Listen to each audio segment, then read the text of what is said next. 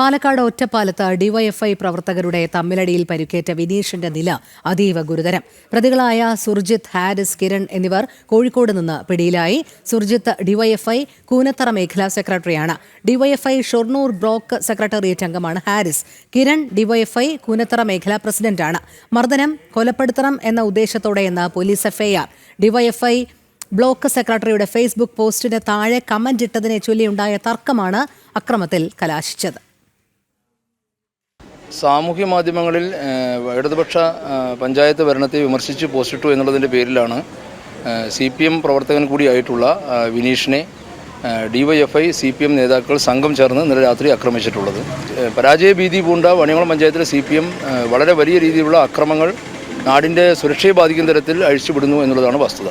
മാതൃകാപരമായി പ്രതികളെ ശിക്ഷിക്കണമെന്നാണ് BJPക്ക് ആവശ്യപ്പെടാനുള്ളത്.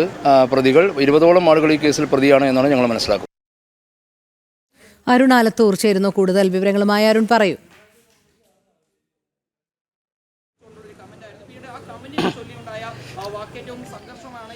ഇന്നലെ വൈകിട്ട് 4 മണിക്കും 10 മണിക്കും ഇടയിലാണ് ഇത്തരം ഒരു ആക്രമണം ഉണ്ടാകുന്നത്. പാലക്കാട് കൂനത്തറ ഭാഗത്ത് നിന്നുമാണ് ഇങ്ങനെയൊരു സംഭവം ഉണ്ടാകുന്നത്. പനയൂർ സ്വദേശിയായ വിനേഷ് എന്ന വ്യക്തിക്കാണ് പരിക്കേറ്റത്. ഇദ്ദേഹം ഡിവൈഎഫ്ഐയുടെ മുൻ നേതാവാണ്.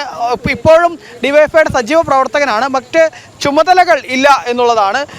ഏതായാലും ഈ വിനേഷിനെ ഡിവൈഎഫ്ഐ പ്രവർത്തകർ തന്നെ ആയ വ്യക്തികളാണ് സംഘം ചേർന്ന് ആക്രമിച്ചിരിക്കുന്നത്. കൊലപ്പെടുത്തണമെന്ന ഉദ്ദേശത്തോടെയാണ് ആക്രമണം നടന്നത് എന്നുള്ളതാണ് ഇപ്പോൾ പോലീസിന്റെ തന്നെ എഫ്ഐആറിൽ പറയുന്നത്. ഇപ്പോൾ ഈ സംഭവത്തിൽ 3 പേർ പിടിയിലായിട്ടുണ്ട്. ഡിവൈഎഫ്ഐ ഷൊർണൂർ ബ്ലോക്ക് സെക്രട്ടറിയായ രാകേഷ്, CPM ലോക്കൽ കമ്മിറ്റി അംഗമായ ഹാരിസ്, ഡിവൈഎഫ്ഐ കൂനത്തറ മേഖലാ സെക്രട്ടറിയായ സുർജിത്ത് എന്നിവരാണ് പിടിയിലായിരിക്കുന്നത്. ഇവർക്കെതിരെ എഫ്ഐആർ ഇട്ട് പോലീസ് കേസും രജിസ്റ്റർ ചെയ്തിട്ടുണ്ട്. ആക്രമണം നടന്നത് DYFI Shoranur block secretary C രാകേഷിന്റെ നേതൃത്വത്തിലാണ് എന്നുള്ളതാണ് എഫ്ഐആറിൽ പറയുന്നത്.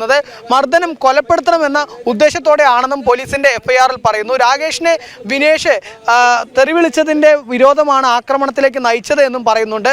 ഏതായാലും നേരത്തെ പറഞ്ഞ പോലെ ഇന്നലെ വൈകിട്ട് 4 മണിക്കും 10 മണിക്കും ഇടയിലാണ് ഇങ്ങനെ ഒരു സംഭവം ഉണ്ടാകുന്നത്. വിനേഷ് എന്ന വ്യക്തി ഈ ഡിവൈഎഫ്ഐ ബ്ലോക്ക് സെക്രട്ടറിയുടെ ഫേസ്ബുക്ക് പോസ്റ്റിൽ വിമർശിക്കുന്നു. വാണിയംകുളം പഞ്ചായത്തിന്റെയും മറ്റും കാര്യങ്ങളെ കുറിച്ചുള്ള ഒരു ഫേസ്ബുക്ക് പോസ്റ്റിനെ വിമർശിച്ചുകൊണ്ട് ആദ്യം രംഗത്ത് വരുന്നു. തുടർന്നുണ്ടാവുന്ന വൈരാഗ്യമാണ് തങ്ങളുടെ തന്നെ പ്രവർത്തകനെ ഇത്തരത്തിൽ മർദ്ദിച്ച് പരിക്കേൽപ്പിക്കുന്ന തരത്തിലേക്ക് കാര്യങ്ങൾ എത്തിയത് എന്നുള്ളതാണ്.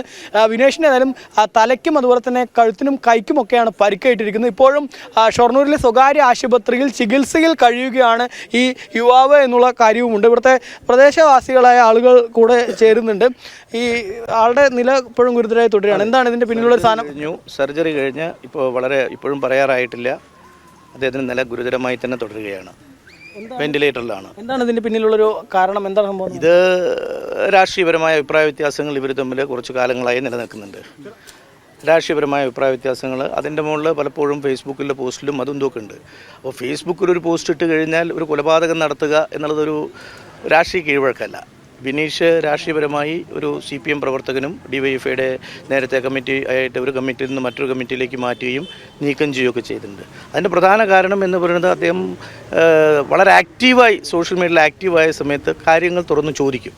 അഭിപ്രായ വ്യത്യാസങ്ങൾ തുറന്ന് പാർട്ടിയോട് ചോദിക്കും. ഒരുപാട് സുഹൃത്ത് ബന്ധങ്ങളുള്ള ഒരാളാണ്. അപ്പോൾ ഇത് തികച്ചും ഇതിലെ വ്യക്തിപരമായ ചില പ്രശ്നങ്ങളാണ്. ഇവരുടെ നിയമനങ്ങൾ, ബാങ്കിലെ നിയമനങ്ങൾ, അല്ലെങ്കിൽ അംഗനവാടി, ഇതൊക്കെ നിയമനങ്ങളിൽ മുഴുവൻ ഏകപക്ഷീയമായ രീതിയിൽ നിയമനങ്ങൾ നടക്കുന്നുണ്ട് ഇവിടെ. അപ്പോൾ അതിനെയൊക്കെ ചോദ്യം ചെയ്യുന്നുണ്ട്, പല ഭാഗത്തും ചോദ്യം ചെയ്യുന്നുണ്ട്. പക്ഷേ ഇത് ഇത്തരമൊരു അവസ്ഥയിലേക്ക് കലാശിച്ചു എന്നുള്ളതാണ്. മാത്രമല്ല ഇതിലെ പ്രതികൾ ഇതിനു മുമ്പും കേസുകളിലെ പ്രതികളാണ്.